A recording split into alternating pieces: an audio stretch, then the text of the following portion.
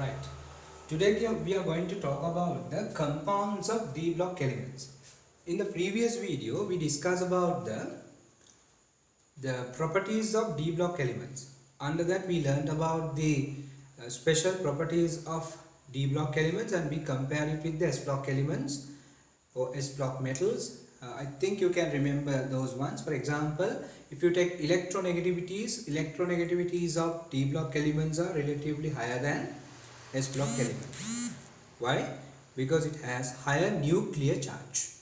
Then if you take melting points and boiling points, that D block elements are considered as hard metals, S block elements are considered as soft metals. So usually the melting points and boiling points of D block elements are greater than S block elements. But there are exceptions. There are some errors in your resource book also, but you should remember this one. If you take calcium, calcium has higher melting point than zinc. If you compare it with zinc, zinc has lower melting point. If you come to D block, which element has the highest melting point? Vanadium. So you can easily remember it, vanadium, right? Vanadium is highest, lowest is zinc. Okay. And if you come to S block, you know that group 1 melting points decreases down the group. But if you come to group 2, it has a special characteristic feature. What is that? Beryllium has the highest melting point, and the lowest is shown by magnesium, beryllium, then here it's barium, then strontium, calcium, right? I told you that calcium has higher melting point than zinc. So like that we talk about several things, and when we are talking about those ones, the properties, I told you that D block compounds can form colored complexes. They can form complex ions, and in aqueous solutions they can form colored solutions or colored complexes, right? Now if you come to D block elements, we can divide them into 4 main types. There are a lot of compounds, but the compounds in D block can be divided into 4 main types. There are 4 types, right? The first type is aqua complexes. Hydroxides, amine complexes, and fluoro complexes. Okay, so like that there are 4 types of compounds formed by D block elements. We are starting from the aqua complexes. From this short note, you can remember most of the things relevant to the D block, right? For all the other lessons also, I am going to give some short notes, right? Okay. If you come to aqua complexes, how these aqua complexes are formed? Aqua complex can be formed in 3 different ways. There are 3 main ways that an aqua complex can form. First one is this. Aqua complex is formed when a D block metal is reacting with a dilute acids, HCl, dilute acids. When it is reacting with dilute HCl, that is aqueous, it forms CO H2O 6Cl2 plus hydrogen gas. So to balance this, we know that we should add water molecule into this side, 6 water molecules, 2, right? So now it's balanced, right? So we know that we can write this one like this also, that is cobalt chloride, CuCl2, right? Or COH2O6 2 plus, right? This is the first method that an aqua complex can be formed. Then we are going for the second one. So aqua complex can be formed. I forgot to tell one thing. Right? If you take copper, you know that in electrochemical series, copper present below hydrogen, so it can't displace hydrogen. So it is not reacting with dilute HCl. It won't react with dilute HCl. So if you want to make the aqua complex of copper, we should dissolve it in dilute nitric, or we can react it with comp nitric, or we can react it with conc sulfuric. It means we can make this one in 3 different ways. When copper reacts with dilute nitric, you know that forms CuNO3 twice plus NO plus water, nitrogen monoxide plus water. And in the aqueous solution, copper nitrate present as CuH2O6NO3 twice. CuH2O6NO3 twice. This one, same product plus NO2 plus water. Here difference is with copper nitric it forms NO2 gas. With sulfuric it forms copper sulfate. Actually it is CuH2O6SO4 plus SO2 gas plus water. You know about this one, SO2 has a pungent smell, right? And this one, this gas is red brown gas, right? NO2 is a red brown gas. Right, this is the way that we are making the copper complex. And that is the first method that we can use to find, to make aqua complex. We are coming for the second one. Now, there are some D block compounds, they are soluble in water. If you add them into water, they are forming aqua complex. They are forming aqua complex. But this salt must be dissolved in water. That is the second method, by adding a water soluble D block compound into water. That is the second one. Then we are coming for the third one. If you come to the third one, what is third one?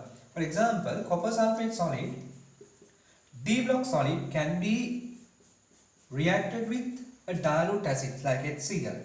It forms CuH2O6Cl2 aqueous, right? Plus sulfuric. Right. This is the third method. You can make the aqua complex by dissolving the solid in a dilute acid. Then you are getting the aqua complex. By using these three methods, you can make the aqua complex. Right? Right. Now you have to start the short note from that one under the aqua complex. So divide your paper into 4 times, divide it into 4 and then start from the aqua complex, right?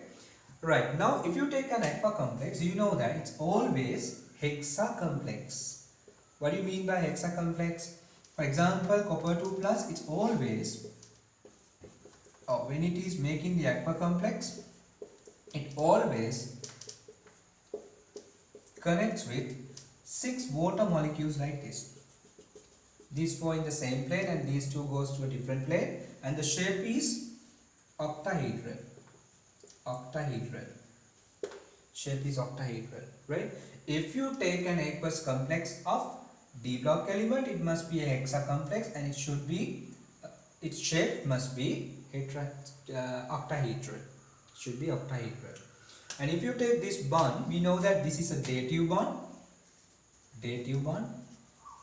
And in between oxygen and hydrogen it has covalent bond. And if you take this compound, this complex ion, between this complex ion and this simple ion there is an ionic bond. Okay, it means if you take this compound, it has covalent bonds, dative bond as well as ionic bond, right? So that is the formation of aqua complex. Then you should remember the colors of D block aqua complexes. You must write everything under this aqua complex, right? Right. If you come to any compound in an aqueous solution, if it is D block complex, you know that to show a color, it should have partially filled d orbital. For example, if you take scandium, so titanium, vanadium, chromium, manganese, iron, cobalt, nickel, copper, zinc, if you take these ones, so in aqueous solutions we know that they are showing different oxidation states. You should understand this one.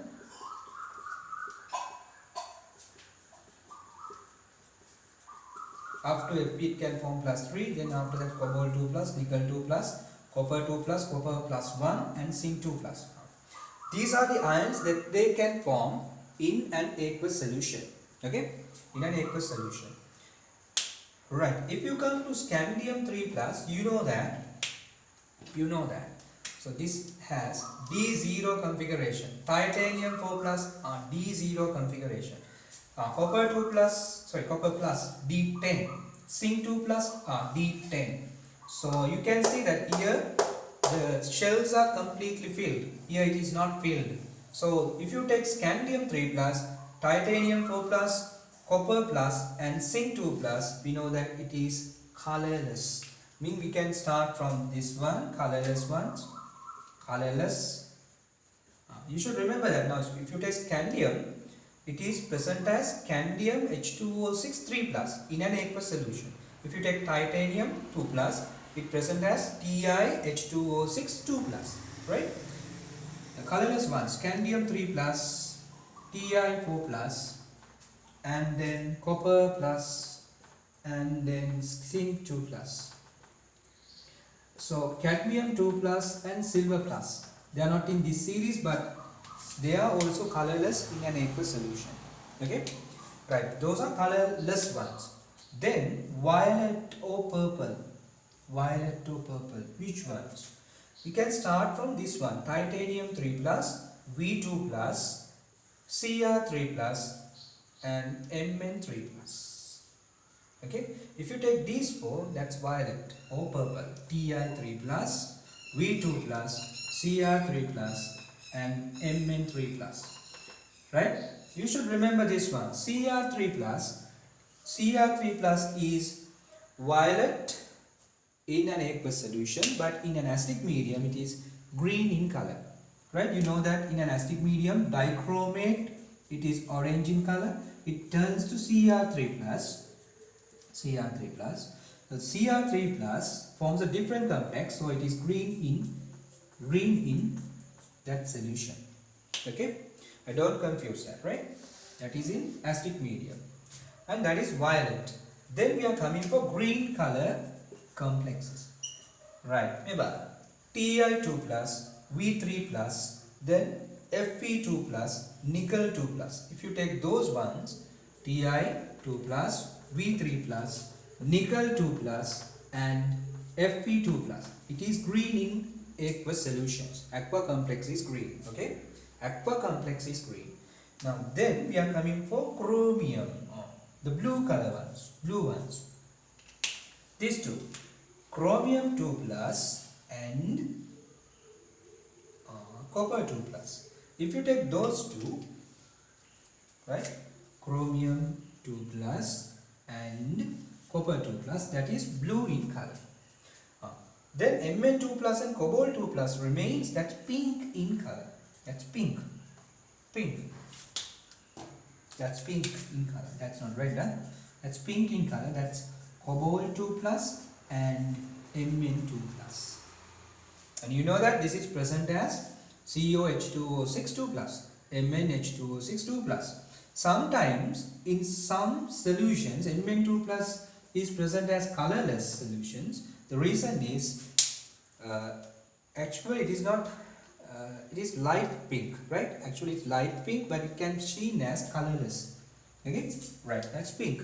Then if you take Fe3 plus, so we have to finish this. Fe3 plus is yellow brown. Okay, so I'll write it here, yellow brown. It should come like this, right? Yellow brown one is Fe3 plus. Right, now you know the colors of aqueous or aqua complexes. This is very important. You can remember it like this. This is the short note of aqua complex. Then among these ones, or from these ones, these ions are very important. Cr3 plus, nickel 2 plus, Fe2 plus, copper 2 plus, cobalt 2 plus, manganese 2 plus and Fe3 plus. The colors of these ions are very important. Others also, if you can remember, these titanium and vanadium ions are also, yes, this is Mn3 plus, not is Mn2 plus, maybe Mn3 plus, Mn3 plus. right? So these ones are very important. Okay, right. Then what are the important points regarding this aqua complexes? What are the important points regarding the aqua complexes? Mebala, first one, if you take this one, Fe2 plus, where is that? Fe2 plus, Fe2 plus and Cr2 plus, they are easily converts to their high oxidation states. They oxidizes with atmospheric oxygen. Right, this is green color. When standing, it quickly turns into yellow brown color, right, because it is turning into Fe3 plus. This is blue. On standing, it goes to Cr3 plus, violet color, right, because it reacts with atmospheric oxygen. Ready, that is aqua complexes. Right. Then we are coming for hydroxides. First of all, we learn the way that the hydroxides are formed. For example, I'll take copper, CuH2O6 plus. Right? We know that it is light blue actually, right? Light blue. And when we are adding OH minus into this one, a base into this one, two water molecules depletes to H plus and OH minus. It means from this it gives 2H plus to OH minus, and then it forms, from this you are getting CuOH twice, H2O4 solid, and these two reacts with each other to form H2O, 2H2O, and this is light blue precipitate. This is light blue precipitate. Right? To balance this, you can add 2 in front of this. Okay? Right. This is the way that the the hydroxide is formed. Alright? And during this reaction, H2O gives H plus to the OH minus. So this reaction is called deprotonation. What is this called? Deprotonation. Right? Okay. That is the way that the hydroxide is formed. Then you should remember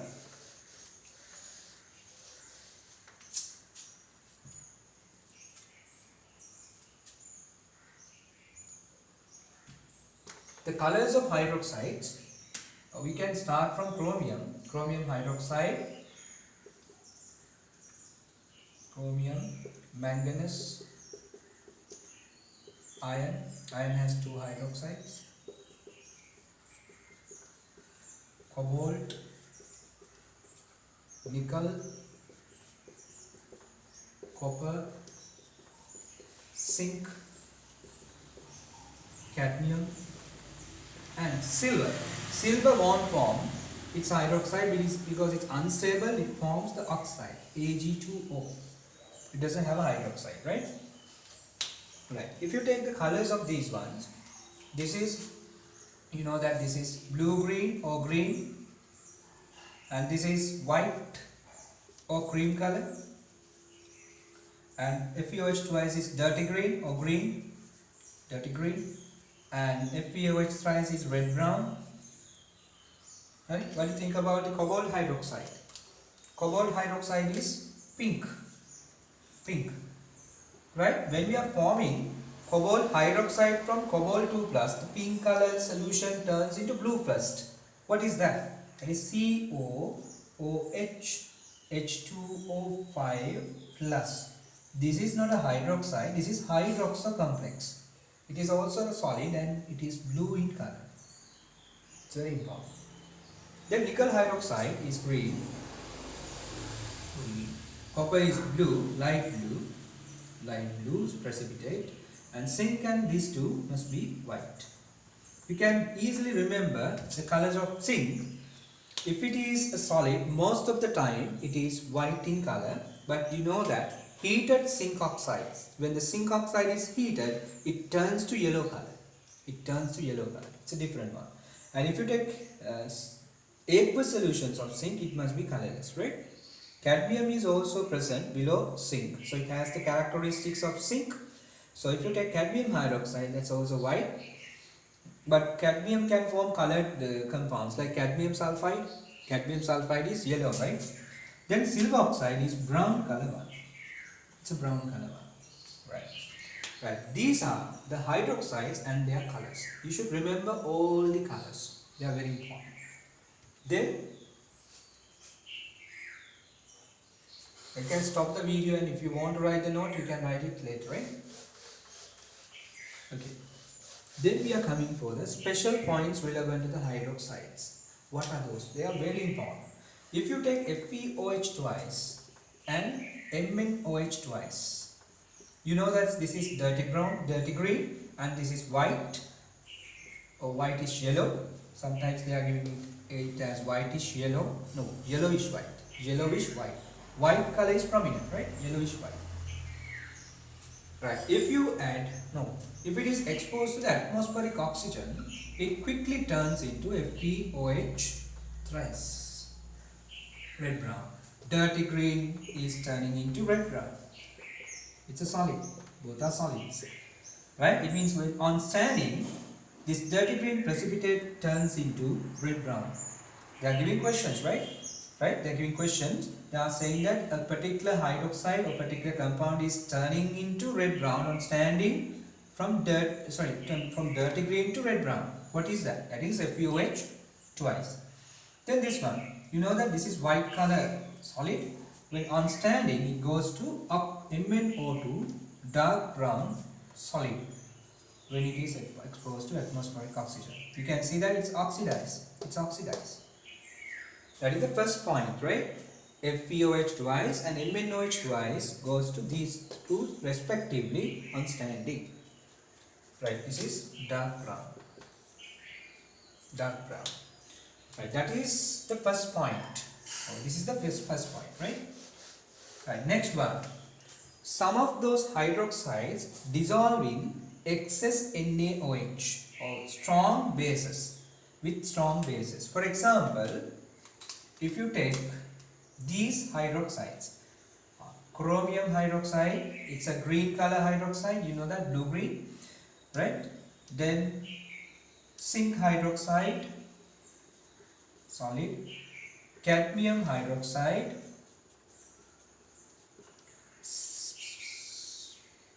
and if you take P block, there are hydroxides, I write them also, aluminium hydroxide, lead hydroxide, they are amphoteric hydroxides, right? Then tin hydroxides, beryllium hydroxides. If you take these ones, so you know that, so I'll write the beryllium hydroxide here, beryllium hydroxide. If you take these ones, we know that they are dissolves, when we are adding a strong base, OH minus. When you are adding strong base, CrOH thrice goes to CrOH 4 minus, or you can write CrOH 6 3 minus. It is an aqueous solution, that is green color aqueous solution. Just like that. If you want to make this one again, you can add H plus. If you add a dilute acid, it forms a hydroxide again. Then zinc hydroxide, for this you can add OH minus, it forms ZnOH4 2 minus aqueous. No, yes. Then if you add an acid into this one, it comes to hydroxide again. Then cadmium hydroxide, on the addition of OH minus, it goes to CdOH4 2 minus aqueous. Both are colorless, right? Because they don't have partial field DOTs. Both are colorless. And when we are adding H plus, it goes to hydroxide again. Aluminium hydroxide, AlOH4 minus aqueous, colorless. You can add H plus to make hydroxide again, right? And you know that how we are finding this charge, minus charge. This is plus 3 and this is minus 4, OH minus 4. Minus 4 plus 3, if you add these two, the overall charge is minus 1. That is the way that we are finding the charge. Just like that, the lead dissolves, tin dissolves. You can add 4 OH groups and then you can write the formulae. This is hydroxocomplexes. Hydroxocomplexes. Okay, right. This is the first important point. What is this? The hydroxides dissolve in strong bases like sodium hydroxide, potassium hydroxide. So cobalt hydroxide is also given in your syllabus. They are saying that cobalt hydroxide is turning into COOH4 2 minus blue color one, but it is not 100% correct, so I am not writing that, but you should remember that, right? Beryllium hydroxide also dissolves like that because it's also amphoteric. Yeah, this is hydroxide dissolve in excess NaOH. Now we are coming for the third point. There are some hydroxides, they are dissolving in excess NH4OH, excess ammonium hydroxide. Right? Give me 1 second.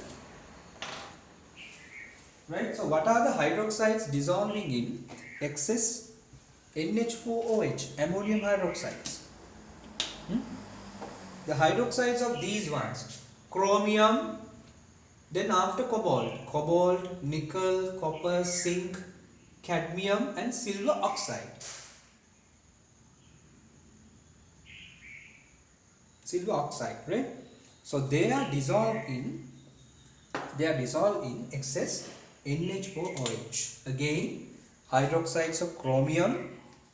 Then after cobalt, nickel, right? Cobalt, nickel, copper, zinc, cadmium and silver. They are dissolving in excess NH4OH, ammonium hydroxide. See that? Call that. Hydroxides dissolve in excess NH4OH. Right? Examples: cobalt hydroxide. Right? So, like I'm not writing the hydroxide, just writing the element: cobalt, nickel, copper, zinc, cadmium, silver, and also chromium. The hydroxides of these ones and oxides of silver dissolve in excess NH4OH and it forms amine complex. Amine complex. Okay, it's clear for you, right? Right. We are talking about these amine complexes under this, so I'm not going to talk much about that. Yeah, for example, if you take cobalt hydroxide and if you add NH4OH into this one, it forms CONH3 2 plus aqueous. That's yellow brown one, yellow brown color solution. Alright, we are coming for that. Right, that is hydroxides dissolve in excess NH4OH. Right? Right. Then we are coming for amine complexes. Right, that is also clear. We can divide. I am dividing this into three main types. There are three main types of amine complexes. First type is hexa complexes. What do you mean by hexa? 6 ammonia make ligands, make coordination bonds with the central cation. Okay, hexa. Then tetra, di. If you take hexa complexes, these are the examples: CrNH3 3 plus, then nickel NH3 2 plus, cobalt, we have two cobalt complexes, 2 plus and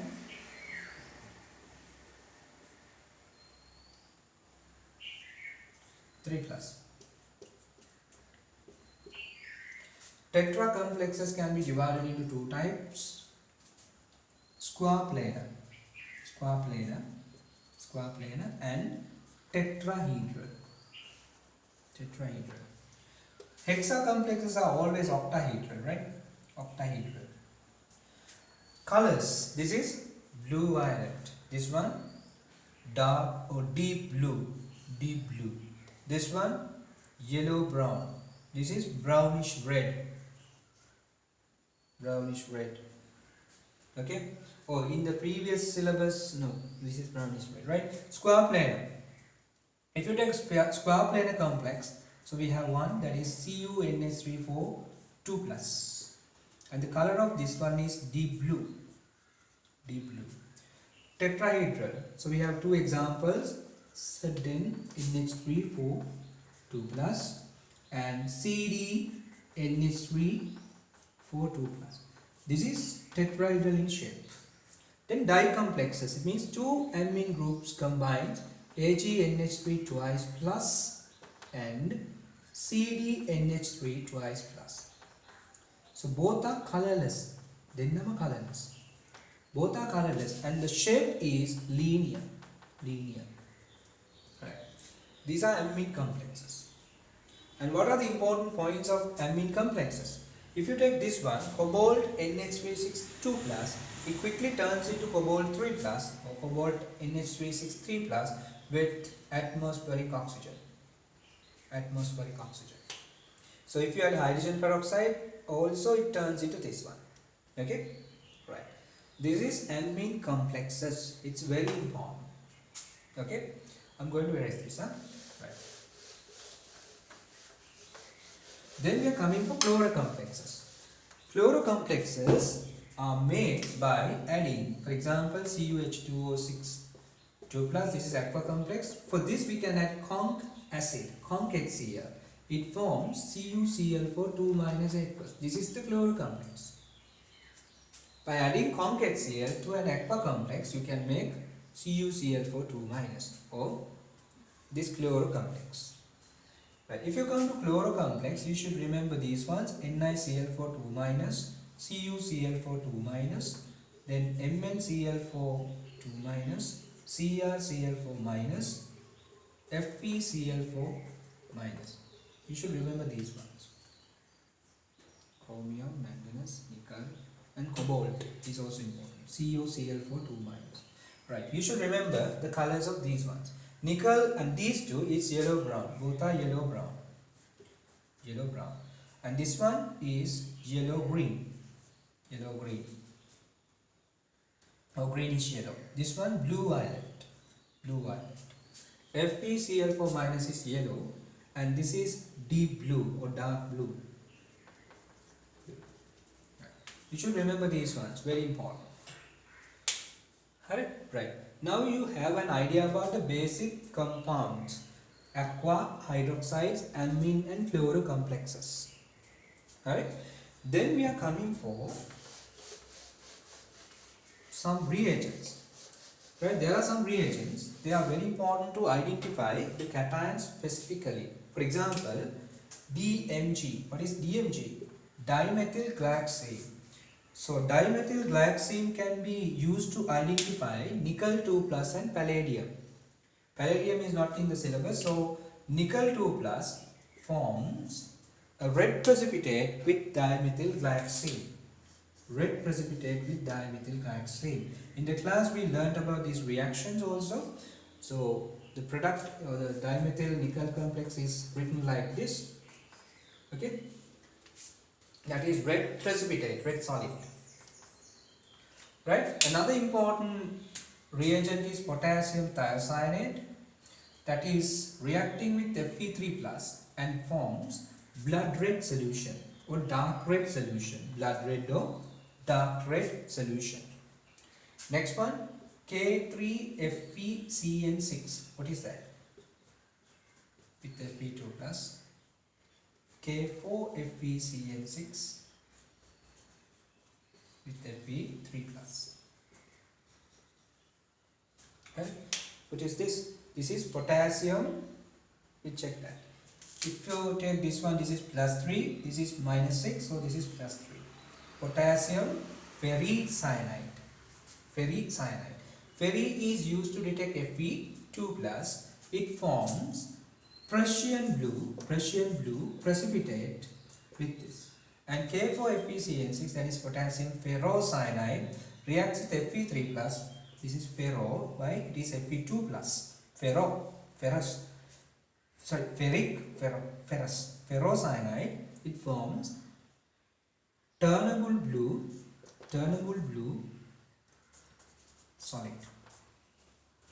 Right? In the class we talk about the reaction of this one with this also. this K3FeCN6 potassium ferricyanide reacts with Fe3 plus to form brown color aqueous solution. Brown color aqueous solution. Potassium ferrocyanide reacts with Fe2 plus to form white color solid. White color solid. Alright. These ones are very important. So I'll write another one. Salicylic acid. Salicylic acid. Salicylic acid is used to detect Fe3 plus. It forms a purple solution, right? Purple solution with salicylic or with Fe3 plus. Right. These are the main compounds. There are a lot of compounds. So in the next video we are talking about the cation separately and the cation analysis. And so if you come to inorganic question, so cations as well as the anions are important to get the answer for that, right? And I'm planning to discuss some questions also under this one, right? Okay, bye.